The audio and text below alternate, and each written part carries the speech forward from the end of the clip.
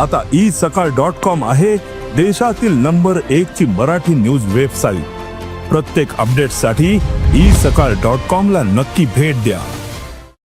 शक्तीपीठ महामार्गाच्या माध्यमातून महाराष्ट्राचं अर्थकारणच बिघडून जाणार आहे।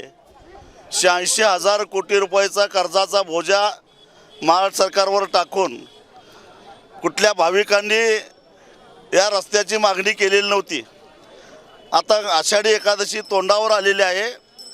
आम्ही सहजगत्या इथपर्यंत आलो, म्हणजे आता आहे तो रस्ता आषाढी एकादशीला सुद्धा जर का ट्रॅफिक जाम होत नसेल, गर्दी नसेल, तर मग हा रस्ता शक्तीपीठ महामार्ग कशासाठी आणि कोणासाठी का केला जातोय हे आम्हाला कळत नाही।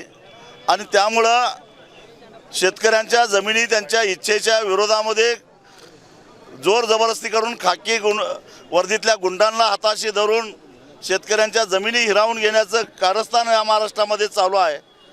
तुम्हाला रस्ताच करायचा असेल तर तो आहे तो रस्ता एक्सप्रेस करा, त्याच्या साईडला सर्व्हिस रोड करा स्थानिकांच्यासाठी, आणि त्यासाठी जमीन अधिग्रहित करायची गरज नाही, आधीच अधिग्रहित करून ठेवलेली आहे।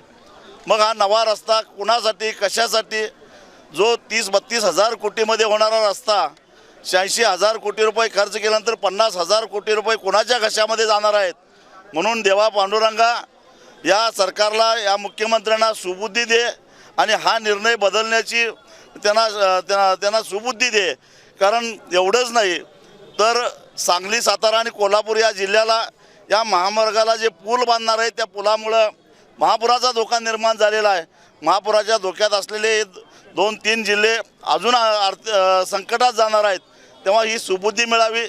त्याचबरोबर विधानसभेच्या निवडणुकीमध्ये या महायुतीच्या नेत्यांनी महाराष्ट्रातल्या शेतकऱ्यांना 7/12 कोरा करण्याचं आश्वासन दिलेलं होतं। हमीभावाच्या 20% जादा अनुदान देण्याचं आश्वासन दिलं होतं।